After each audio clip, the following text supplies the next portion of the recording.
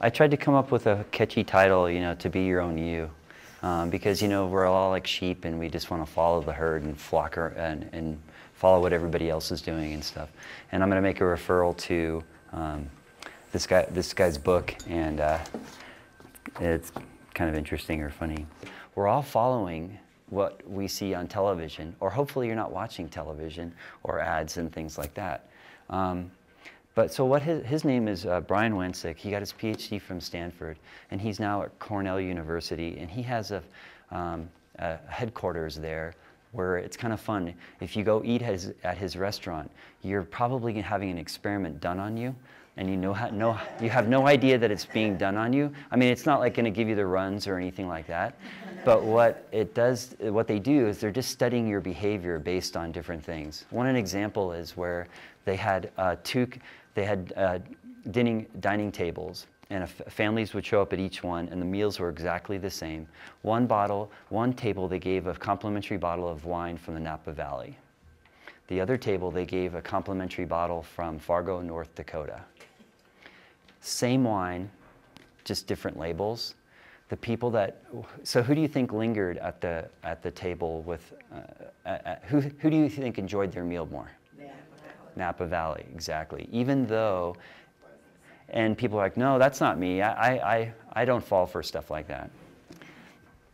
So one of the things, one experiment I thought was kind of cool is that whenever you were working, did anybody have a coworker that always had candy on their table?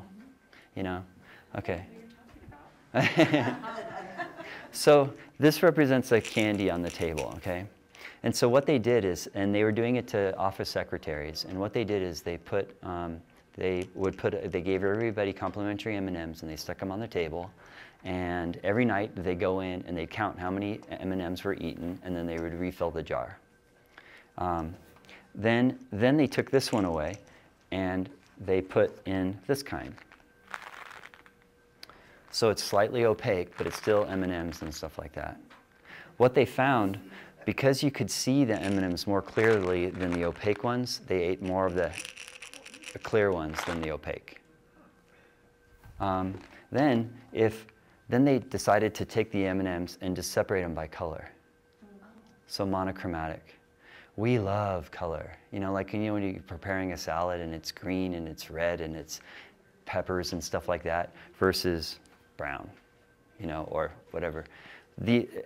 People ate this the least. Then they started making people work for it. So they took this same jar and then they moved it from their desk 6 feet away. Do you think they ate more, the same, or less? A little bit less. Same thing with this. If they took this and they put it further away, they even ate it even further. The best thing to do is to take it and stick it in your drawer. Out of sight, out of mind. So that's one of the key things when you're thinking about when you're grocery shopping. They say when you grocery shop, make sure that you go on a full stomach. They used to say shop at the periphery, right?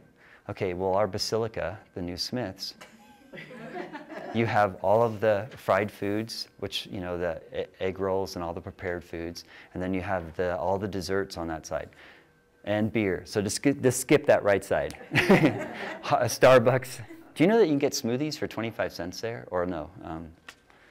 Snow cone, ice cream cones. Who said that? Is that a voice of experience? So these are kind of the experiments that we were talking about. So this seems so innocent, right? Just these little things. Okay. If you were to, so last night when I was shopping for stuff, and this was kind of an observation that I had for myself. I'm a big fan of Pop-Tarts. Does anyone else like them? Me too. I don't know. Yeah, I'll give you one. What about Brussels Pepperidge Farm cookies? Okay. Pringles. So the first thing you say is you're right. If you can't resist the temptation, don't eat it, right? But look at the marketing strategies of all of these. So here I am. I innocently open the box, and I discover 4 individually wrapped Pop-Tarts of 2, right? And so I had one last night just because I had to make this a demonstration for today. And it was see what I sacrificed for you all. So here I opened up the Pop-Tart, and I diligently only eat one, right? But then I look at it, and I'm like, you know, the wrapper's all torn.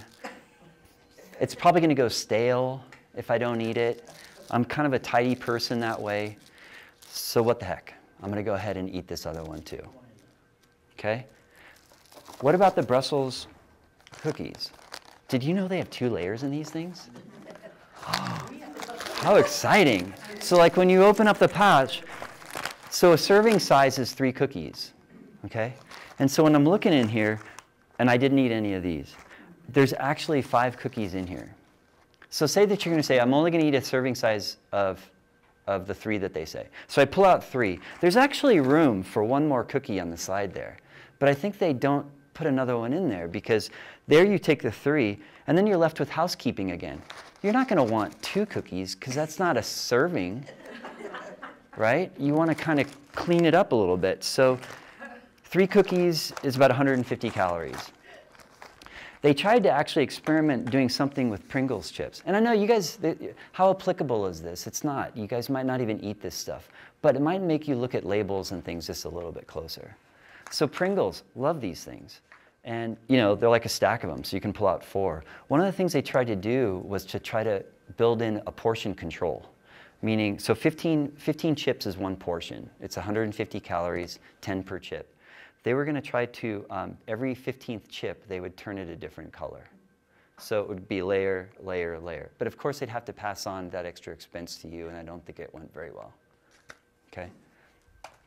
Okay, so in this book by Brian Winsick, he talks about a thing called a mindless margin.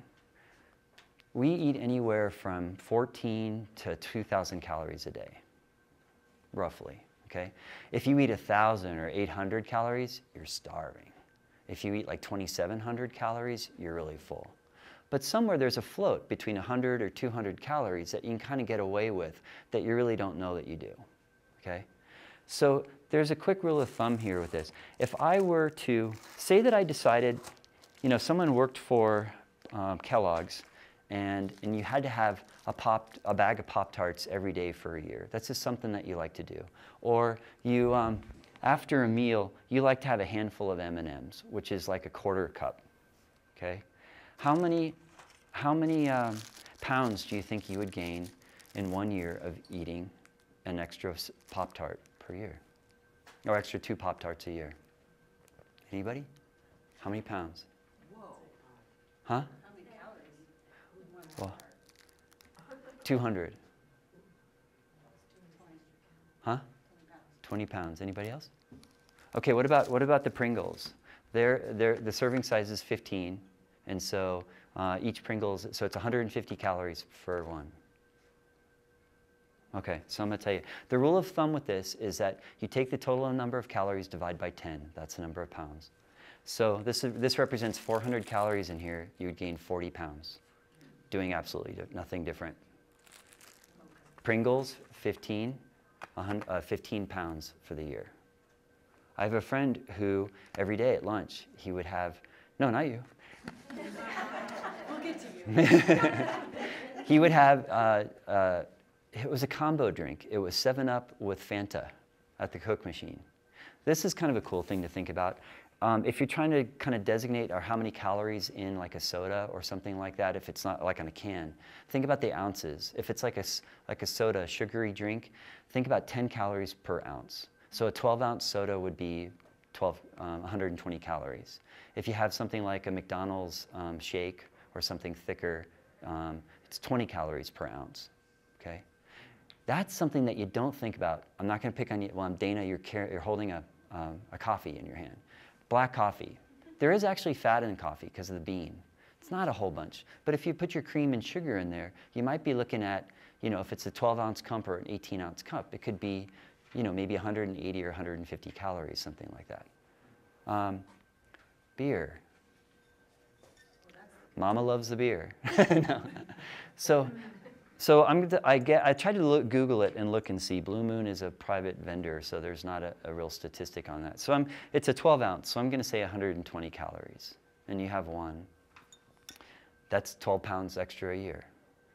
The kind of the downside with that, being women, studies are showing that alcohol consumption in breast cancer is pretty high. So if I read this, over the past 3 decades, more than 100 cases control and cohort studies have examined the issue of alcohol consumption in breast cancer.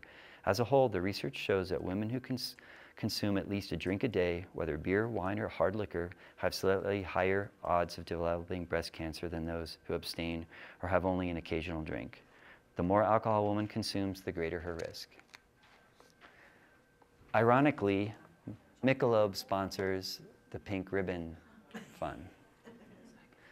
So keep that in mind when you're imbibing drinks.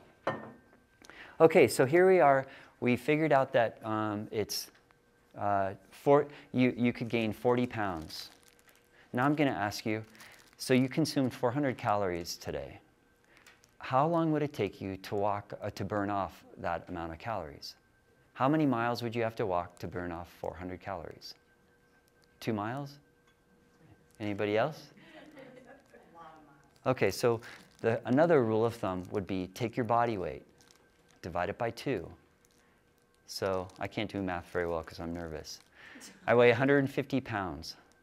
If I divide it by 2, that's 75 pounds. If I divide 75 into 400, I would have to walk 5.3 miles in order to burn that meal off. We recently did a thing at the health fair, well, a couple of years ago, where we had different types of meals. We had a meal from Sonic. It was like a chicken sandwich with onion rings and a large soda. We had somebody from Burger King, or McDonald's, which was a Big Mac, French fries, large soda. We had Pizza Hut when they were here, and we had Subway. Subway was a meatball sandwich, chips, and a drink. Which one do you think people said it would be the least caloric meal? Subway. Subway, thanks, Jared. The marketing. That meal actually was like the 3rd highest. The least highest was the Sonic, because it was a boneless chicken breast. But each of those meals were over 1,000 calories. You could eat that, but that would be almost your limit for the entire day. Okay? The ironic thing with that is the heavier you weigh, the more calories you burn. The unfortunate thing is that your knees might be so sore that you wouldn't be able to walk that far. Because, 1 pound that you gain increases the stress on your knee by 4 times. Crap. I'm doing wow. I'm doing pretty well. So what can you do about it? So on the next page there, may I have that? I kind of gave you some strategies about if they've in his book, they talked about different ethnic cultures or populations. In France and places, they will eat when they're full. We eat when the plate is done, right? Because you got that, there are a lot of people starving in China. You better eat. Or as a resistance, if you finish your plate, then you can start watching television. All of these things that we say as parents. This year, or this time of year, actually it kicks off next week. We call it the seasonal 7. People gain weight on average of 7 pounds from Halloween to Super Bowl Sunday. All the different potlucks and parties and holiday things that you go to.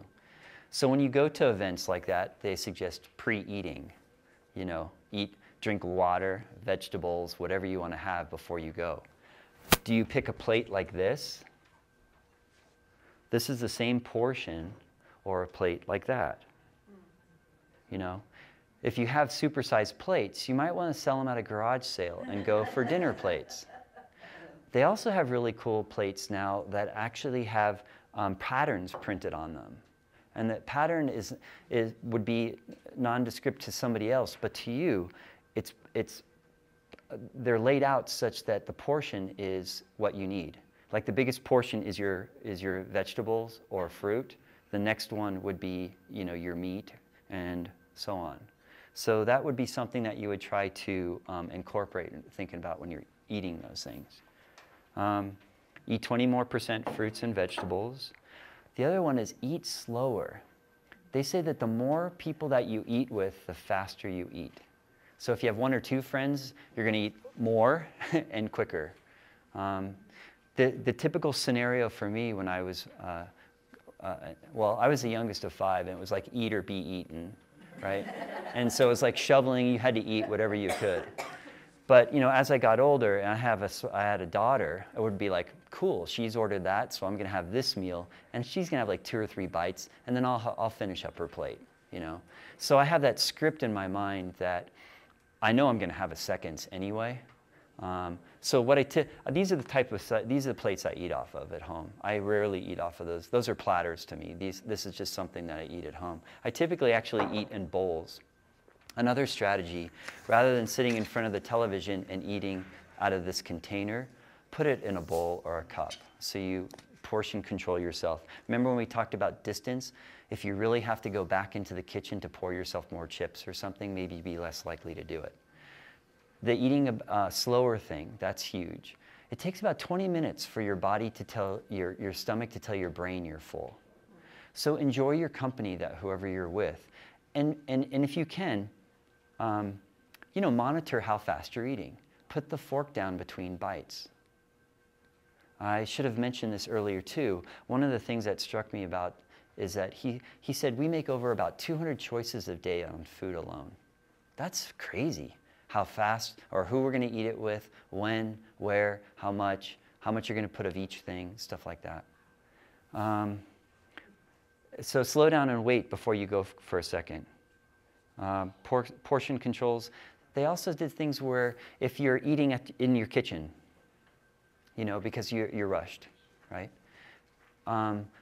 They found that if you do that, your next meal you're going to overeat because you weren't sated at that first meal. If you have a nice tablecloth, you know, put that out. Put your dishes out nice and sit down. Horses eat standing up. Cows eat standing up, but not humans. Try not to read, watch TV, surf the internet while you're doing that stuff. I know you're thinking that you're being really productive answering emails as you're eating, but you really don't even know what you ate. And have you ever done that where you know, you're doing something and you reach over to grab it and you're like, where did it go? It's gone. How did my toast with jam and, you know, stuff all leave? It's like I didn't even enjoy it. One other thing about that is it's us against them, really. And this was just an abbreviated article in Reader's Digest, and it was about the nacho Doritos. There's food science out there that are trying to trap you into eating their products. This is so, I don't want to say genetically engineered, but engineered in such a way, they call it a bliss point, where you feel like it has a fatness in the chip that just melts. It has a melting point in your mouth. And after like 2 or 3 chips, on some chips and foods, you feel good. This one, the taste doesn't linger, and so it keeps on inviting you to eat more and more and more chips. The color, too. What chip comes in it, or what food comes in this color? We love bright colors, oranges, yellows, reds, and so they've matched that. It's like the perfect combination. If you ever go to McDonald's, you know, you have the fries that are fatty, you have and salty, and you have the soda that's sweet. It's all the combinations we like. The last one I was going to say, be mindful and enjoy your food. And that's probably the hardest thing, the hardest time. But if you can give yourself permission to sit down and enjoy, you know, each bite that you take, that's really key. Does anybody have any questions? No? Okay, so don't follow the herd. And I will return this book to the library so you guys can pick it up and try it. He's very humorous, and it's really a quick read. Goes down into all different things. So thank you for your time. And